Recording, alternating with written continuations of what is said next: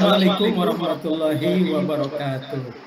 Waalaikumsalam warahmatullahi wabarakatuh. Selamat pagi anak-anak. Bagaimana kabar kalian hari ini?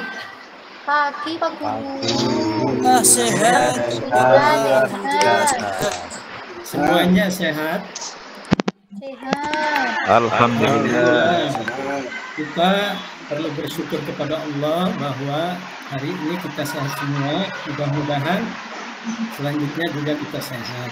Karena nikmat kesehatan itu anak-anak adalah nikmat yang paling utama. Sehingga dengan nikmat tersebut, alhamdulillah kita bisa melaksanakan aktivitas kita. Salah satunya adalah belajar. Baik anak-anak, Bapak akan mengecek kerapihan pakaian kalian. Oke, silakan semuanya berdiri anak-anak. Bapak pengen lihat. Alhamdulillah sudah rapi semua ya. Oke. Baik anak-anak. Bapak juga akan mengecek kehadiran kalian. Sudah lengkap semua? Ada yang masih di luar kelas? Apa sudah masuk semua anak-anak? Sudah masuk semua, Pak. Ada Dek Wasis ada? Ada Pak Guru. Izin ke belakang, Pak. Mudah-mudahan yang hari ini tidak bisa masuk, Ada, Pak kita Guru. mendoakan. Oh, itu sudah ada. Bisa masuk sebagaimana biasa sehingga bisa melaksanakan pembelajaran atau belajar sebagaimana biasa. Baik anak-anak, Bapak akan mengetes kalian terkait pembelajaran pertemuan minggu yang lalu. Apakah kalian masih ingat dengan materi terkait atau tidak? Ya. Pertemuan yang lalu apa yang sudah kita pelajari anak-anak? Submateri yang pertama yaitu tata cara Memandikan jenazah Pak Guru. jenazah dan mengkafani jenazah. Oke anak-anak, Bapak akan memberikan satu pertanyaan saja kepada kalian ya. Siapa yang bisa menjawab silakan acukan tangan. Nanti bagi yang bisa menjawab akan Bapak kasih reward atau hadiah. Siap anak-anak? Siap Pak Guru. Oke, silakan. Pertanyaannya adalah berapa lapis kain kafankah yang digunakan untuk jenazah laki-laki dan berapa lapis kain kafankah untuk jenazah perempuan? Yuk, siapa yang bisa jawab? Silakan. Ya, Pak Guru. Oke. Dewa Hidin, siap? Oke, Dewa Siap, Pak Hidin, Guru. silakan. Kalau untuk jenazah laki-laki itu 3 lapis Pak Guru. Bagus sekali. Kalau Terus? untuk jenazah perempuan itu ada 5 lapis Pak Guru. Oke, bagus sekali ya jawabannya. Oke, selamat untuk Dek Wahidin. Kamu mendapatkan voucher sebesar 15.000 Pak Wahidin. Dek Wahidin. Tak tagih nanti Pak Guru. 15.000 untuk jajan di kantin Dek Wahidin. Iya. Oke. Terima kasih Pak Nanti Guru. kalian pergi ke kantin sudah tinggal jajan sebesar 15.000. Iya. Oke. Baik anak-anak, untuk pertemuan hari ini kita akan belajar submateri yang kedua dari pelaksanaan penyelenggaraan jenazah, yaitu tata cara menyolatkan dan menguburkan jenazah. Namun mari kita lihat tayangan gambar di sini, silahkan nanti kalian amati ya. Ada 2 gambar di sini. Oke.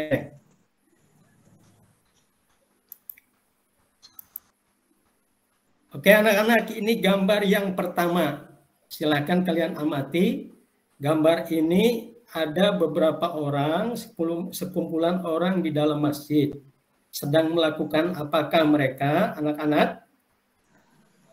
Sholat jenazah Pak Guru. Sholat jenazah itu Pak Guru. Sedang menyolatkan jenazah. Ada 2 jenazah yang lagi disolatkan. Bagus. Kemudian yang kedua anak-anak, ini gambar apa anak-anak? Silakan berikan komentar. Menguburkan Orang jenazah Pak sedang Guru. menguburkan jenazah itu. Lagi menguburkan jenazah. Bagus sekali. Baik anak-anak, sebelum kita melanjutkan kepada materi inti atau pembelajaran inti, yaitu mari kita renungi firman Allah Subhanahu wa taala dalam surat Al-Jum'ah ayat 8. Allah berfirman, "Qul innal mautal ladzi tafirruna minhu fa innahu mulaqikum." Yang artinya, katakanlah bahwasanya kematian yang mana kamu lari darinya, pasti kematian itu akan menjumpai kamu, akan menemukan kamu. Anak-anak, kematian kadang tidak mengenal waktu, kematian kadang tidak mengenal tempat, bahkan kematian pun tidak mengenal batas usia. Kita kemarin sudah menyaksikan berita terjadinya gempa di Cianjur. Update terakhir itu menelan korban 321 anak-anak. Di mana korbannya adalah ada yang masih balita, ada yang bayi, bahkan ada yang masih dalam kandungan. Itulah kematian anak-anak. Ketika kematian datang dalam kondisi apapun kita, tidak bisa dihindari. Maka dari itu anak-anak, mari kita selalu berbuat kebaikan, di mana pahalanya adalah sebagai bekal yang akan kita bawa ke dalam kehidupan setelah kematian anak-anak. Rasulullah bersabda, "Al-kaisu mandana nafsahu wa amila lima ba'dal maut." Kata Rasulullah, orang yang cerdas itu adalah orang yang senantiasa ingat kematian anak-anak. Kemudian senantiasa mengumpulkan bekal, di mana bekal tersebut akan dibawa ke dalam kehidupan setelah kematian. Baik anak-anak, untuk hari ini terkait materi ini adalah kompetensi dasar. Pada materi ini, mari kita lihat yang pertama adalah dari aspek kognitif atau pengetahuan, yaitu 3.7, menganalisis pelaksanaan penyelenggaraan jenazah. Indikatornya adalah menunjukkan dalil tentang menyolatkan jenazah anak-anak. Jadi nanti kalian ketika diskusi, kalian harus menemukan dalil tentang menyolatkan jenazah. Yang kedua, menunjukkan dalil tentang menguburkan jenazah. Jadi dalil tentang menguburkan jenazah kalian harus tahu. Kemudian menganalisis ketentuan dan tata cara menyolatkan jenazah. Kemudian menganalisis ketentuan dan tata cara menguburkan jenazah. Kemudian menganalisis hikmah pelaksanaan pengurusan jenazah. Adapun anak-anak untuk aspek keterampilan, ini nanti kalian juga akan melaksanakan praktek ya. Yang pertama indikatornya adalah menyajikan paparan tentang ketentuan dan tata cara menyolatkan jenazah. Kemudian menyajikan paparan tentang ketentuan dan tata cara menguburkan jenazah. Kemudian mempraktekkan tata cara menyolatkan jenazah. Kemudian mempraktekkan tata cara menguburkan jenazah. Jadi nanti kalian silakan bagaimana cara menyolatkan dan menguburkan jenazah. Baik anak-anak, untuk selanjutnya kita akan masuk ke kegiatan inti atau diskusi. Di mana diskusi ini adalah nanti kalian menganalisis yaitu tentang tata cara menyolati dan menguburkan jenazah. Oke, sebelumnya Bapak akan bagi kalian dulu ke dalam dua kelompok. Yang pertama adalah kelompoknya Pak Wasis Aman, Dek Wasis Aman ini sebagai ketua. Kemudian Anggun Lukmana, Abdullah Rifai, Umi Masitoh, dan Fitri Handayani. Kemudian kelompok kedua Aziz Ardani, Wahidin, Farhaningrum, kemudian Solahul Mujahidin. Oke anak-anak, sekarang Bapak akan share ya. Akan share link Bapak, share link di mana link tersebut adalah ada video pembelajaran. Silakan kalian di sana menganalisis. Baik anak-anak, diskusi Bapak kasih kalian 10 menit saja, cukup ya. Silakan diskusikan, bekerja sama. Nanti setelah itu kita masuk ke sesi presentasi. Silakan Bapak kasih 10 menit anak-anak. Iya Pak Guru.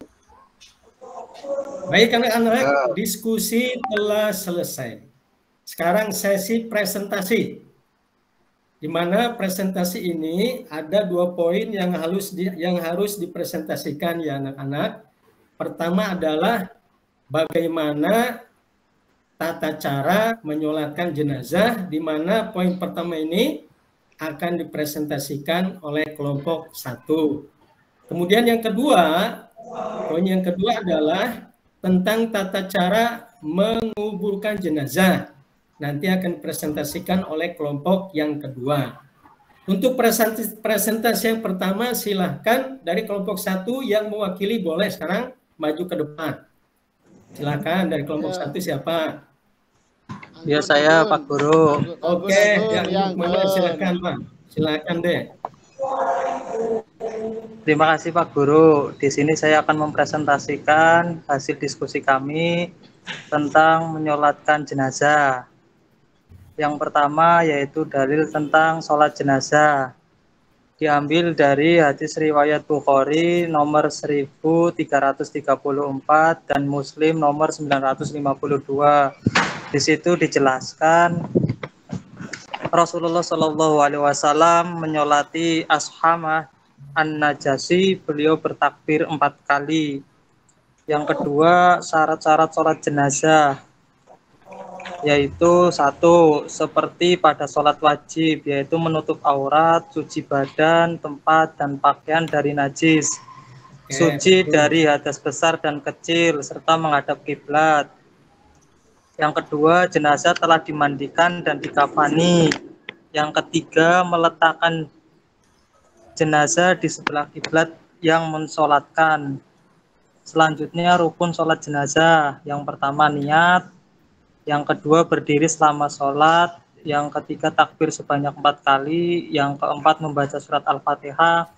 Yang kelima, membaca sholawat atas Nabi setelah takbir kedua.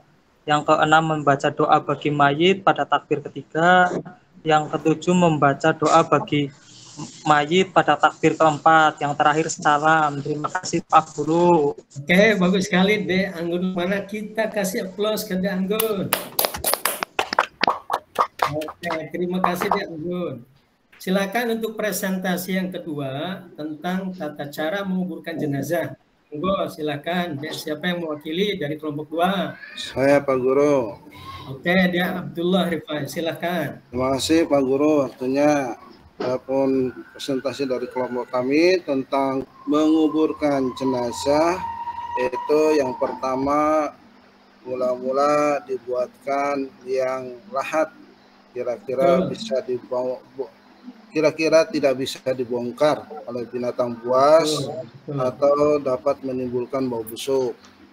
Yang kedua, jenazah dimasukkan ke dalam liang lahat dengan posisi miring ke kanan dan menghadap kiblat, dan disunahkan membaca Bismillah wa ala millati Rasulillah. Setelah itu Pak Guru, tali-tali kain kafan dilepas, pipi kanan dan ujung kaki ditempatkan pada tanah. Dan yang terakhir, setelah ditutup dengan bambu atau papan kayu di atasnya, ditimbun dengan tanah sampai rata. Dan terakhir, mendoakan dan memohon ampunan kepada jenazah. Mungkin itu saja. Terima kasih. Presentasi dari kelompok 2 dari D. Abdullah Rifai. Tepuk tangan. Kita kasih aplaus, tepuk tangan. Oke, terima kasih. Baik, kita sekarang sesi tanya jawab. Tentunya di antara kita mungkin ada yang masih kurang paham, kurang jelas, bisa ditanyakan. Tapi nanti ada yang bertanya, silakan dari kalian ada yang menanggapi. Tenang saja anak-anak. Nanti yang bisa menjawab Bapak kasih reward lagi. Ini belajar di 20.000. 20.000 Sekarang Bapak Oh, Taikan ini jawab, untuk Pak Wahidin. 20.000 Iya. lumayan Semangat, untuk Pak. menambah uang jajan kalian. Oke, silakan ada yang mau bertanya?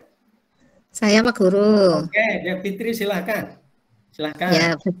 Ya, terima kasih atas waktunya Bapak. Oke.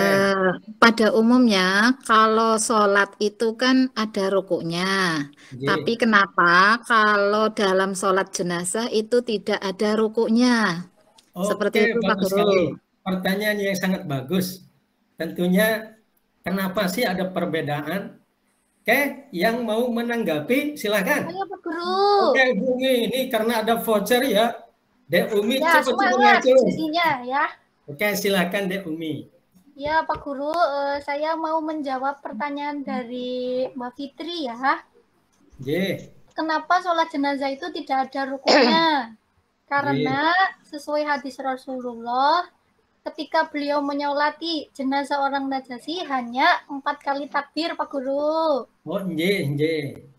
Oke, gimana? Betul teman-teman? Yang betul jawabannya Bumi, betul sekali ya. Jadi gini teman-teman, kita itu dalam beribadah tentunya harus sesuai apa yang dilaksanakan atau dilakukan oleh Rasulullah. Pada suatu saat Rasulullah itu pernah menyolatkan orang Najasyi. Di dalam sholatnya itu Rasulullah tidak ada rukunya sama sekali. Dalam keterangan fakabbaru alaihi arba'an. Cuma ada 4 takbir. Ya, anak-anak. Maka atas dasar ini, sekarang ini orang-orang muslim menyolatkan jenazah itu tanpa ruku, hanya takbir 4 kali. Kira-kira bisa dipahami, Dek Fitri? Bisa Pak Guru. Oke, terima kasih. Saya tidak lupa ngasih reward berupa voucher ke Dek Umi sebanyak 20.000 untuk jajan sekenyang-kenyangnya di kantin. Ya Pak Guru, ya, terima kasih. Oke, bagus sekali. Yang lainnya nanti pertemuan yang akan datang akan banyak voucher lagi. Oke. Baik anak-anak, sudah bisa dipahami hasil diskusi tadi? Bisa Pak Guru. Oke, sekarang Bapak akan menyimpulkan dari hasil diskusi kita. Tujuannya adalah supaya kita lebih dalam lagi memahami tentang materi hari ini. Baik anak-anak, poin pertama tentang sholat jenazah. Perlu diketahui bahwa hukum dari sholat jenazah dan menguburkan jenazah adalah fardu kifayah. Artinya, kewajiban tersebut ketika sudah dilaksanakan oleh sebagian orang muslim, maka kewajiban tersebut menjadi gugur terhadap sebagian muslim yang lainnya. Kemudian yang kedua, sebelum melaksanakan sholat jenazah, ada hal-hal yang harus diperhatikan terkait dengan si jenazah. Pertama adalah jenazah itu sudah suci dari kotoran, dari najis, dan sudah dimandikan serta diwudukan. Oke, kemudian rukun jenazah itu yang pertama adalah niat. Ya. Jadi niat. Ketika kita melaksanakan sholat jenazah, pertama harus niat. Niat itu adalah sesuatu yang kalau kita ibaratkan adalah kerangka. Jadi jangan sampai niat itu kita tinggalkan. Karena tolok ukur seseorang beribadah diterima tidaknya tergantung daripada niat. Baik anak-anak, sekarang coba siapa yang bisa niat sholat jenazah untuk laki-laki. Saya Pak Guru. Oke, Dek Wahidin. Ada ributnya enggak Pak Guru? Dek Wahidin. Ada ributnya apa enggak? Tidak ada, ributnya sudah habis. Oke, Dek Wahidin Ya, silakan. Iya. Niat sholat jenazah untuk jenazah laki-laki ya Pak Guru? Oke. Ya. Bismillahirrahmanirrahim. Usolli ala hadzal mayyiti arba'a takbiratin fardu kifayatin ma'muman lillahi ta'ala. Bagus sekali, betul sekali Dewa Wahidin, Masya Allah. Kemudian untuk sholat jenazah perempuan itu ada perbedaan sedikit anak-anak. Kalau laki-laki mayiti, kalau perempuan mayitati. Kalau laki-laki itu muzakkar. Nah, kalau perempuan itu mu'annas. Ada perbedaannya di tak marbutoh. Jadi, usolli ala hadhil mayitati fardul kifayati arba'at takbiratin ma'muman lillahi ta'ala. Itu untuk niat jenazah perempuan. Kemudian anak-anak, ketika kita menjadi imam, tinggal mengganti lafaz ma'muman dengan lafaz imaman. Jadi usolli ala hadal mayyiti fardul kifayati arba'at takbiratin imaman lillahi ta'ala. Oke, kemudian selanjutnya dalam melaksanakan sholat jenazah anak-anak itu terdiri dari 4 takbir. Di mana setelah takbir pertama kita membaca Al-Fatihah. Setelah takbir kedua kita membaca sholawat. Setelah takbir ketiga kita membaca doa untuk si mayit. Ya. Allahumma firlahu warhamhu wa'afi'afu anhu. Itu kalau laki-laki. Kalau perempuan tinggal mengganti domirnya. Hu menjadi ha. Berarti Allahumma firlaha warhamha wa'afiha wa'fu anha. Nah, kalau jenazahnya banyak. Ini terkena gempa Cianjur contohnya. Berarti domirnya kita ganti hum. Jama. Allahumma firlahum warhamhum wa'afihim wa'fu anhum. Kemudian anak-anak, setelah takbir ketiga, kita membaca doa juga untuk si mayit dan untuk kita. Allahumma la tahrimna ajrahu wa la taftina ba'dahu waghfir lana walahu. Kemudian kita tutup dengan salam. Baik anak-anak, poin yang kedua adalah menguburkan jenazah. Ingat, sebelum jenazah dikuburkan, liang lahat itu harus dalam ya anak-anak. Kenapa? Karena ketika jenazah dikuburkan, jangan sampai ada binatang buas yang mencium bau si mayat sehingga bisa menggalinya. Makanya harus dalam. Kemudian kedua, kenapa harus dalam liang lahat? Supaya menghindari bau busuk yang menyengat keluar sehingga mengganggu masyarakat sekitar.